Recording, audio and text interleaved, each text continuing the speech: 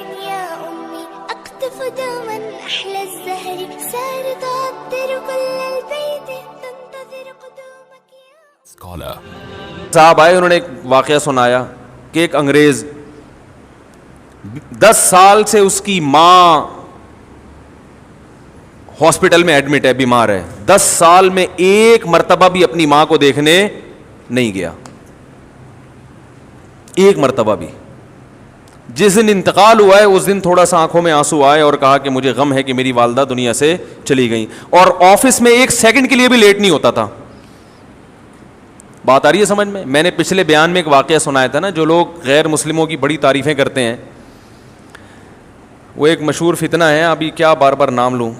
انہوں نے بڑی گوروں کی تعریف کی ہے کہ انگریز اگرچہ ان میں زنا بھی ہے, ہاں گے سیکس کا رواج بھی آ رہا ہے, اور ٹھیک ہے کچھ برائیاں ہیں, لیکن پھر بھی بہت سی چیزوں میں ہم سے بہت اچھے ہیں. پھر اپنے معاشرے کی برائیاں پیش کی. ہمارے ہاں کوئی برقعے میں بھی خاتون جا رہی ہوگی نا, بیچاری کا چہرہ کھلا ہوا ہو تو لوگ گھر تک پہنچا کے آتے ہیں, اتنے ٹھرکی ہیں بد نظری میں. وہ کسی کا دل نہیں دکھاتے انگریز. ہم تو صبح شام لوگوں کو ٹھگتے ہیں, وہ یہ کرتے ہیں, وہ یہ کرتے ہیں, وہ آفس ٹائم پہ آتے ہیں وغیرہ وغیرہ. تو میں نے اس کی ایک مثال دی تھی, وہ میں دوبارہ دہراتا ہوں. آپ کے ہاں کوئی آپ کی بچی کے لیے رشتہ لینے کے لیے آئے, آپ نے بٹھایا گھر میں, لڑکے کے ابا سے پوچھا کہ اس کی ذرا خصوصیات بیان کریں آپ اپنے ہونہار بیٹے کی. اس نے کہا کہ پہلی خصوصیت تو یہ ہے کہ مجھے کنفرم نہیں ہے کہ یہ میرا ہے کہ, بولو بھائی, کنفرم نہیں ہے, ڈی این اے سے پکڑا گیا تھا تو میں نے ڈال دیا کہ ہاں میرا ہی ہے. یہ پہلی خصوصیت. دوسری, لڑکوں کا بھی شوقین ہے, یہ سینکڑوں لڑکیوں سے زنا کر چکا ہے, سمجھ رہے ہیں, پینے پلانے سے بھی شغف رکھتا ہے. بڑھاپے میں مجھے یقین ہے کہ جس بیٹے کو میں نے پالا, میری عمر 60 سال ہوئی تو فوراً اولڈ ہوم میں مجھے جمع کرا دے گا. یہ تو سوچو جو باپ کا یہ حشر کر رہا ہے وہ ساس سسر کی کیا خدمت کرے گا. یعنی وہ لڑکے کا ابا تعارف آگے کرے, لیکن گیس اور بجلی کا بل ٹائم پہ جمع کراتا ہے.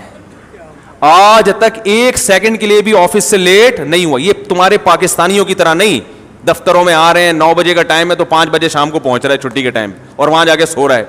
یہ نہیں ہے. صبح اٹھ کے ایکسرسائز کرتا ہے, صحت کا خیال کرتا ہے, جم جاتا ہے پابندی کے ساتھ, نہاتا ہے. یہ ایک اضافی خصوصیت, نہا بھی لیتا ہے, سور بھی کھا لیتا ہے, اور اگر چائنا سے آیا ہوا ہوگا تو کتے بلی بھی کھائے گا. لیکن تو آپ بولو گے اللہ کا واسطہ, یہ لیکن کا لفظ کہہ کے میری توہین, لیکن کا مطلب ہوتا ہے نا اب خصوصیات شروع ہو رہی ہیں, اب ان کی خوبیاں. آپ بولو گے خدا کا واسطہ یہاں سے دفع ہو جا, نکل جا یہاں سے, یہ لیکن کا لفظ کہہ کے میرا مذاق اڑانے کی ضرورت نہیں ہے. یہ فرق ہے جو ہمارے معاشرے اور اس معاشرے میں کمپیئر کرتے ہیں نا. میں مانتا ہوں ان میں خوبیاں ہیں, بہت سی خوبیاں ہیں جو ہم میں نہیں ہیں, لیکن اس کی وجہ سے وہ ہم سے اچھے نہیں بن گئے. اچھے ہم ہی ہیں الحمدللہ. نیکیاں اور بدیاں ان کی کوانٹٹی نہیں دیکھی جاتی, ان کی کوالٹی دیکھی جاتی ہے, ان کا ویٹ دیکھا جاتا ہے. قیامت کے دن اعمال گنے نہیں جائیں گے, تولے جائیں گے. بعض برائیاں ایسی ہیں کہ وہ اتنی وزنی ہیں, ان کے مقابلے میں سینکڑوں اچھائیوں کی اللہ کی نظر میں کوئی ویلیو نہیں ہے. اور یہ جو ہم آفس لیٹ پہنچتے ہیں تو ہمارے حکومت کا نظام خراب ہے, ان کے سسٹم صحیح ہے کہ دیکھو ان کے پاس خوش ہونے کے لیے کوئی چیز ہے ہی نہیں. میں جہاں بھی دنیا میں میرا جانا ہوا کسی تفریحی مقام پہ گیا ہوں اس میں مسلمانوں کا ریشو 1% ہوتا ہے, 99% غیر مسلم ہوتے ہیں. تو میں یہ ساری قوم ہی ہر وقت ساحل سمندر پہ, ہر وقت تفریح گاہوں میں, وجہ اس کی یہ کہ ان کو بیچاروں کو گھر میں سکون نہیں ہے. ان کو سکون کے لیے پکنک پوائنٹ جانا ہے, دنیا میں ہر جگہ گھومنا ہے. ہمیں گھروں میں سکون حاصل ہے. ہم تو کہیں تفریح کے لیے سوات مردان بھی جائیں تو 1 ہفتے سے زیادہ وہاں بھی آدمی کہتا بھاگو گھر کی طرف. گھر میں سکون ہے الحمدللہ. بتاؤ ایک آدمی زیادہ تر وقت گھر سے باہر رہتا ہے اور کبھی کبھار گھر میں بھی آ جاتا ہے, حاضری دے دیتا ہے, تو اس کی علامت ہے نا کہ گھر میں اس کو سکون نہیں مل رہا. ایک ہے مجبوری سے باہر رہنا, جاب کی وجہ سے یا کوئی کاروبار کی وجہ سے, ورنہ شریف آدمی اس کا تو گھر میں زیادہ دل اگر نہیں لگ رہا, اس کا مطلب آپ بہت خطرناک زندگی گزار رہے ہو.